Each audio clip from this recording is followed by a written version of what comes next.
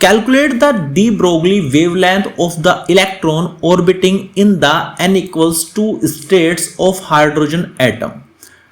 Question को solve करते हैं। आपको डी ब्रोगली वेवलेंथ फाइंड करनी है, मतलब आपको लेमडा की वैल्यू फाइंड करनी है एक इलेक्ट्रॉन की जो ऑर्बिट कर रहा है, यानी घूम रहा है n इक्वल्स 2 में, जो n इक्वल्स 2 में घूम रहा है, आपको उसकी वेवलेंथ फाइंड करनी है। तो सीधा सीधे दो फॉर्मूले हैं, देखो सब आता कहां से, सोर्स क्या है फॉर्मूले का।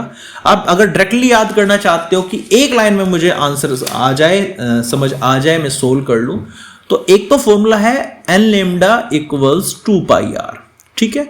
इसमें पहले आप n की वैल्यू 2 रख के r की वैल्यू फाइंड करोगे और फिर r की वैल्यू इसमें रख के आप लेमडा यहां से फाइंड कर लोगे। अब हर चीज अगर कांस्टेंट है, आपको पता है सारी चीज क्या है, कांस्टेंट है, तो डायरेक्टली लेमडा का फॉर्मूला आप 3.32 multi n into n angstrom, ये आप डायरेक्टली याद कर सकते हो, फालतू मेहनत करने की आवश्यकता नहीं है। तो लेमडा हो जाएगा 3.32 और n की वैल्यू यहां पे आ जाएगी 2, तो लेमडा की वैल्यू यहां पे आ जाएगी 2 दूनी 4, 3 दूना 6, 6.64 angstrom, that is your answer. आपको बता दूं मैं कि आपको जब ये क्वेश्चन आप करोगे, देखो ये आता कैसे है, ये फॉर्मूला होता है डी ब्रोगली से, ये आप n lambda is equal to 2 pi r निकाल लेते हैं, ये मेन फॉर्मूला होता है। अब n इक्वल्स 2 दे दिया, n इक्वल्स 2 की हेल्प से आप सबसे पहले r की वैल्यू फाइंड करोगे। अब r की वैल्यू फाइंड करने का एक बहुत बड़ा फॉर्मूला है जो मैं आपको पहले भी कई सारे क्वेश्चंस में बता चुका हूं और एक बार फिर आपको मैं बता रहा हूं। जो r का फॉर्मूला होता है वो होता है आपका n square h square upon 4 pi square m k z e square, ठीक है। ये आपका रेडियस का फॉर्मूला हो गया। अब जैसे ही आप ये वैल्यूज में पुट करोगे तो ये हो जाएगा n लेमडा इक्वल्स 2 पाई n square h square 4 pi square m k z e square.